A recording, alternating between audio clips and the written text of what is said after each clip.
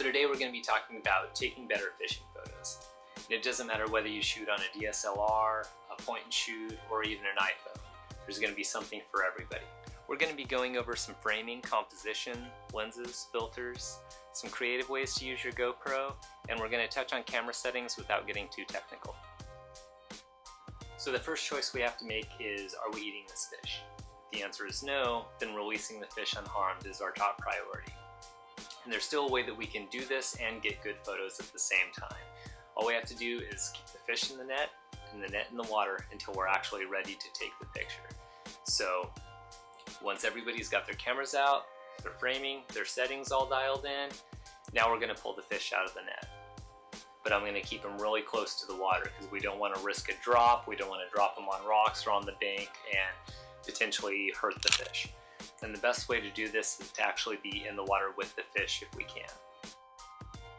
At this point, we're going to pull them up, take a 1, 2, 3 count, and then we're going to put them back in the water, completely submerged, let them take a breath. Let everybody recompose, fiddle with their settings, do whatever they have to do, move around a little bit. Okay, now we're ready again. We're going to do a 1, 2, 3, and now it's time to release him. And the way that we want to release him is keep a hold of his tail, release your front hand, and then let him swim out of your back hand. If the answer is yes, we are eating this fish, then the game has changed. Now we have a lot of time to take pictures.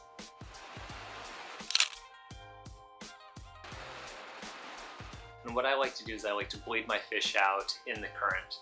And this really cuts down on the flies and the blood and the barrier attractant that's on the bank, making it safer for everybody. So after about 15 minutes, the fish isn't going to flop around anymore, and this is the best time to take your pictures. Any more than 15 minutes and it can start to get discolored or dried out if it's on the bank, and that's not really what we want. We want the fresh out of the water look. And practice during sockeye season can really have you shooting like a pro by fall trout season.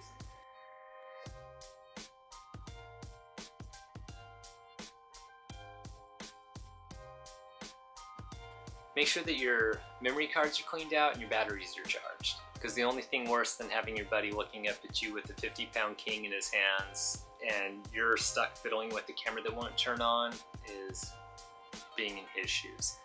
Carrying a sunglass bag or a lens cloth is a necessity because there are a lot of times where you'll have a fingerprint, a smudge on your lens that you can't see on the little LCD screen on the back.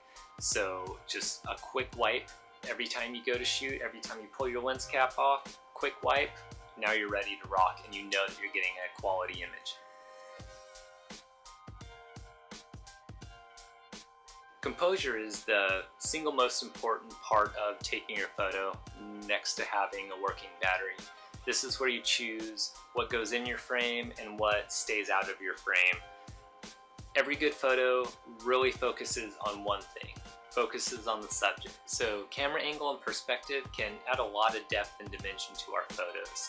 And holding the fish slightly away from your body can actually add a few more inches. But we want to be careful not to stretch the truth too far because it's going to be obvious and look unnatural. One way that we can save a lot of our otherwise mediocre photos is by cropping.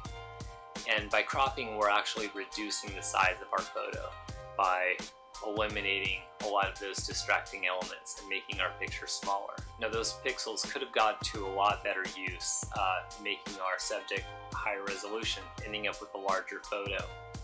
Placing your subject dead center a lot of the times can really plague our shots with that snapshot kind of look. So try placing your subject off to one side. If he's looking to the right, leave quite a bit of room to the right, and this is what we call eye room.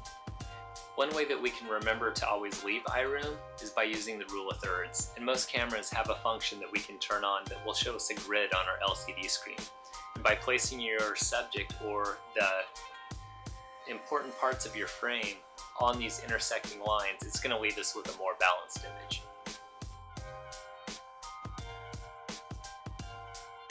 We don't always have control over where in the river we hook up. If we're on a float trip, it could be right in front of a guy's house that has a bunch of junk cars in his lawn.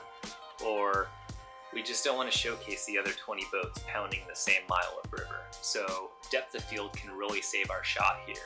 What depth of field is what part of our frame is in focus. If we look at it as a three-dimensional field, what part is in focus and what part is out of focus.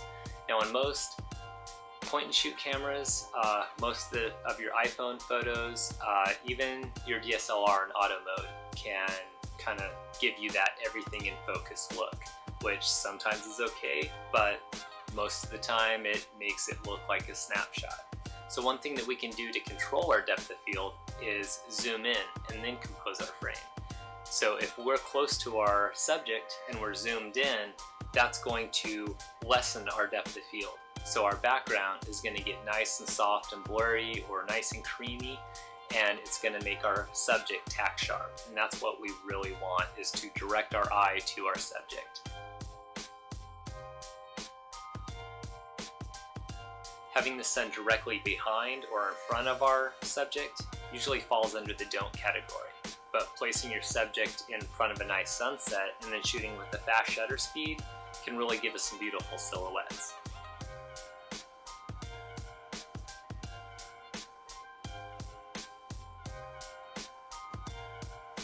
Switching to manual mode is going to give us a lot more creative control, but one thing I do sometimes is shoot one photo in auto mode just to see what the camera has chosen for settings.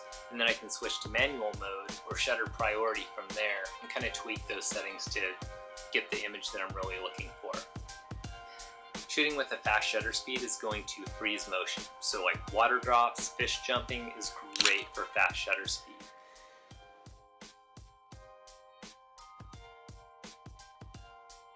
Now changing your aperture or your F number to a really low number like F2 is going to let a lot of light in. So when we let a lot of light in, we're going to have to shoot with a faster shutter speed to compensate, or our image is going to be blown out and way too bright. When we change our f-stop to, let's say, f16 or f22, that's going to let a lot less light in. So we're going to have to shoot with a longer shutter speed. At f16 or f22, everything is going to be in focus. So while this can kind of play an action shot with kind of a snapshot look, that really shines when you're taking landscapes. Your aperture also controls your depth of field. So if I'm shooting at f2, then I'm going to have a very shallow depth of field, but I'm also going to be letting a lot of light in. So I'm going to have to shoot with a fast shutter speed to compensate. So lots of light, fast shutter speed. Very little light coming in at f16 or f22 is going to keep everything in focus, but I'm also going to need a slower shutter speed so my image isn't so dark. One good tip is use your GoPro for stills. That wide fisheye lens just begs for extreme angles, and that's a really good way to hide your background if you have a less than desirable background. Shooting really high, down, can make your background just the water or the boat.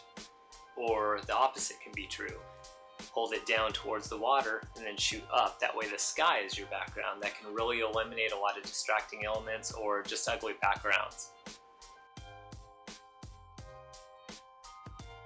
If you shoot a lot of video, one good trick to have up your sleeve is to pull still frames from your video. Most editing software is going to let you save one frame as a picture. And the nice thing about that is in 1 second, you can have up to 60 pictures to choose from.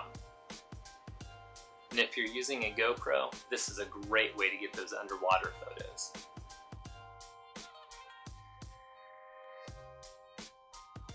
If your camera accepts a screw-on filter, it should be a no-brainer to get a polarizing filter. I mean, we swear by polarized glasses, so why would we overlook our camera? Now this filter not only brings out more color detail and reduces glare, but it serves another purpose as well. It actually slows down our shutter speed because less light is making it to our camera's sensor. So this may not be helpful in low light situations, but on bright days it can really smooth out our video.